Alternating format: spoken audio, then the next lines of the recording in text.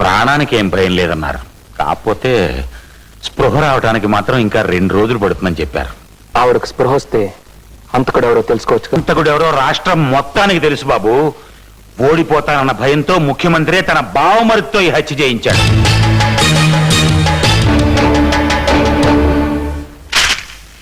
ఇంతకంటే అవమానం లేదు నాకు. అఖండ ప్రజాదరణ ఉన్న నేను, నా నియోజకవర్గంలో 1,00,000 ఓట్ల మెజార్టీతో నెగ్గగల నేను నా ప్రత్యర్థిని హత్య చేస్తానా? అందుకే ప్రజాస్వామ్య దేశంలో ఏ ముఖ్యమంత్రి చెయ్యని పని నేను చేస్తున్నాను. నా మీద నేనే ఎంక్వైరీ వేసుకుంటున్నాను.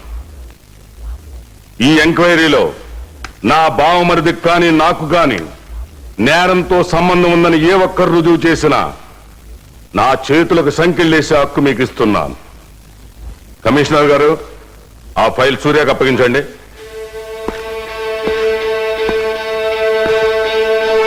Best of luck. నాకు మీరు చెప్పిన బెస్ట్ ఆఫ్ లక్ ని నేరస్తులకు బ్యాడ్ లక్ గా మారుస్తాను సార్.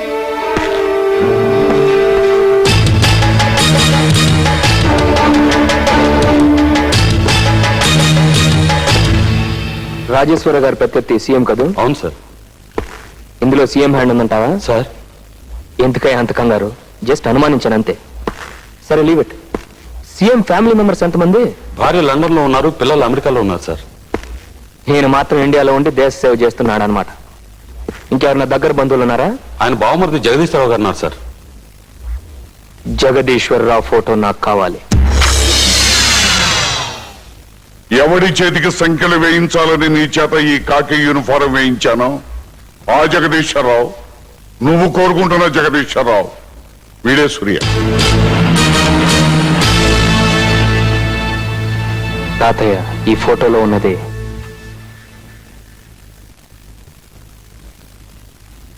నీ తండ్రి బాబు.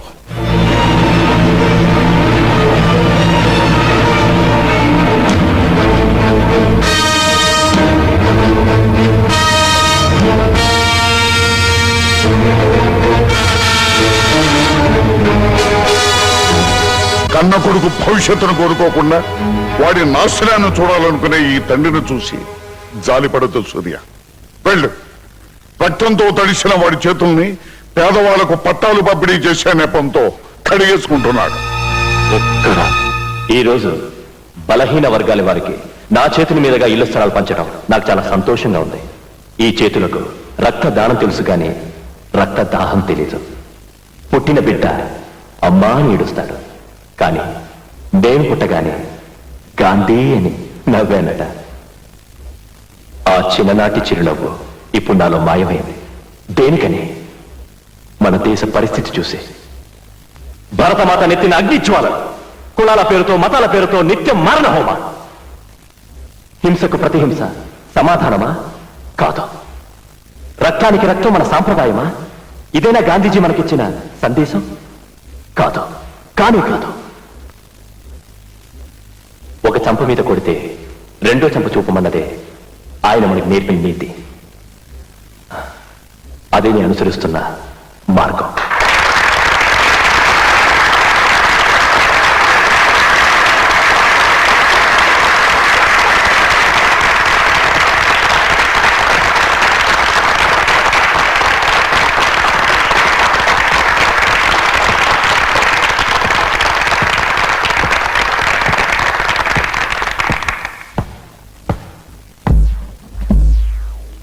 ప్రేక్షక మహాశయులకు నమస్కారం.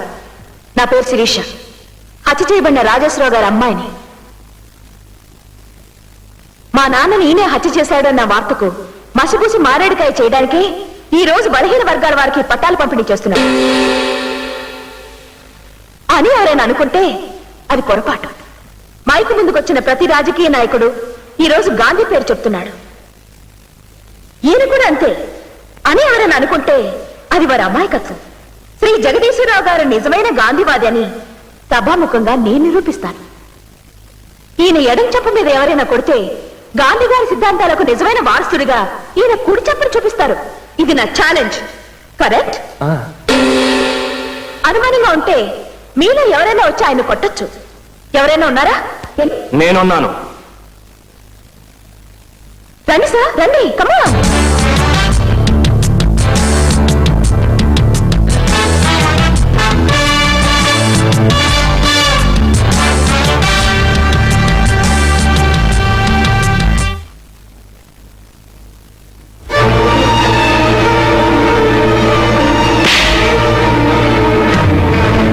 ఇప్పుడు వారు రెండో చెప్పు చూపిస్తారు.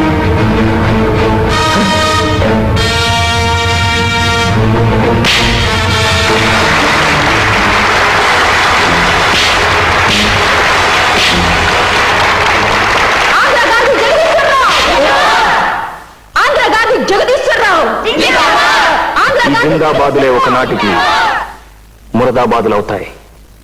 అదెప్పుడో తెలుసా? రాజేశ్వరరావు గారిని చంపిన హంతకుడిని మేం పట్టుకున్న రోజున. ఆ హంతకుడు ఎవరో తెలుసా?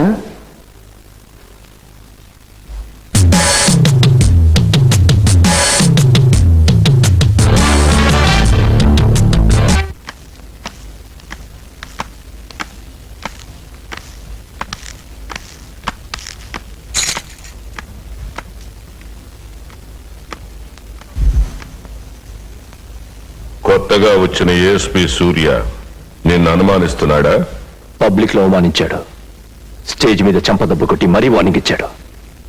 డీజీపీని పిలిచి వాడిని వెంటనే ట్రాన్స్ఫర్ చేయించు. ఛార్జ్ తీసుకుని 48 గంటలనా కాకముందే వాడిని ట్రాన్స్ఫర్ చేయిస్తే డిపార్ట్మెంట్ అనుమానిస్తుంది. సీఎంవి నువ్వే భయపడితే ఎలా? శాసనసభ్యత్వం లేకుండా అడ్డదారిలో సీఎం అయ్యారు కదా, ఎన్నికలు అయ్యేదాకా జాగ్రత్తగా ఉండడం మంచిది. ఏమో చెప్పలేం మరి. అది నిజమే. ఈలోగా హాస్పిటల్లో ఉన్న పార్వతి స్పృహలోకి వస్తే అది నిన్ను గుర్తుపడుతుందా? ఖచ్చితంగా. దాన్ని కళ్ళు తెరవని చూద్దాం. కన్నీళ్లు పెట్టి ప్రయోజనం లేదక్క. ధైర్యం తెచ్చుకో. ఆ రోజు ఏం జరిగిందో నువ్వే చెప్పాలి. ఈ ఘోరం ఎలా జరిగిందో మీరు నోరు విప్తేనే బయటపడేది. మీతో పాటు నిజం కూడా గుడ్డిదే పోకూడదు పార్వతి గారు. ప్లీజ్ చెప్పండి. Please try to remember. ఇంతమందిని చంపిన నరహంతకులు శిక్ష తప్పించుకోవడానికి వీల్లేదు. గుర్తు తెచ్చుకోండి. నాన్నను చంపిన హంతకుని ఉరికం ఎక్కించాలక్క. గుర్తు తెచ్చుకో. Come on please.